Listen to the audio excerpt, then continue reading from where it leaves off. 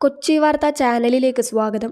ഡൽഹിയുടെ കഴിഞ്ഞ 32 വർഷത്തെ ചരിത്രത്തിൽ 15 വർഷം ഭരിച്ച കോൺഗ്രസ് ആണ് കൂടുതൽ അധികാരത്തിലിരുന്ന പാർട്ടി. പക്ഷേ ആ കോൺഗ്രസിന് കഴിഞ്ഞ തിരഞ്ഞെടുപ്പിൽ കിട്ടിയ വോട്ട് വിഹിതം 4.4% മാത്രവും. ഇത്തവണ മെച്ചപ്പെട്ടില്ലെങ്കിൽ രാജ്യ തലസ്ഥാനത്ത് അപ്രസക്തരാകുമെന്നാണ് ഇപ്പോഴത്തെ കോൺഗ്രസിന്റെ സ്ഥിതി. ആം ആദ്മി പാർട്ടിയുമായി സഖ്യത്തിലായിട്ടും കഴിഞ്ഞ ലോക്സഭാ തിരഞ്ഞെടുപ്പിൽ BJPക്ക് മുന്നിൽ മൂക്കുകുത്തി വീഴുകയായിരുന്നു കോൺഗ്രസ്. കിട്ടിയ വോട്ട് വിഹിതം ആം ആദ്മി പാർട്ടിയുടെ കരുണയിലായിരുന്നില്ലെന്ന് തെളിയിക്കാൻ കോൺഗ്രസിനുള്ള അവസാന അവസരം കൂടിയാണ് ഈ നിയമസഭാ തിരഞ്ഞെടുപ്പ്. 2020-ലെ 4.4% നിന്ന് കരകയറുമോ എന്നാണ് കോൺഗ്രസ് നേരിടുന്ന ചോദ്യം. ഡൽഹിയിൽ കോൺഗ്രസ് എത്ര അപ്രസക്തരായി എന്നറിയാൻ രണ്ട് പാർട്ടികളുടെ തീരുമാനം നോക്കിയാൽ മതിയാകും. ഇന്ത്യ സഖ്യത്തിലെ പ്രധാന കക്ഷികളായ സമാജ്വാദി പാർട്ടിയും തൃണമൂൽ കോൺഗ്രസും സഖ്യമുണ്ടാക്കിയത് കോൺഗ്രസുമായല്ല. ഇരുവരും ചങ്ങാത്തത്തിലായത് ആം ആദ്മി പാർട്ടിയുമായാണ്. 2020-ൽ ഡൽഹിയിൽ 66 മണ്ഡലത്തിൽ മത്സരിച്ച കോൺഗ്രസിന് ആകെ കിട്ടിയത് 3,95,958 വോട്ടാണ്. 63 മണ്ഡലത്തിലും കെട്ടിവെച്ച കാശും പോയി.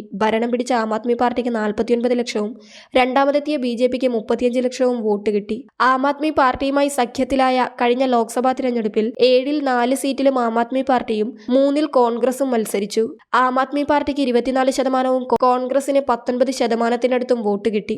2013-ലും 2015-ലും കോൺഗ്രസ് വിരുദ്ധ തരംഗത്തിൽ കുതിച്ചുയർന്നതാണ് ആം ആദ്മി പാർട്ടി. 2020-ൽ 70-ൽ 62 സീറ്റ് പിടിച്ചതും ഒറ്റയ്ക്ക് തന്നെ. BJPക്ക് കിട്ടിയ 8 സീറ്റല്ലാതെ മറ്റൊരു കക്ഷിക്കും ഒന്നും നേടാനുമായില്ല.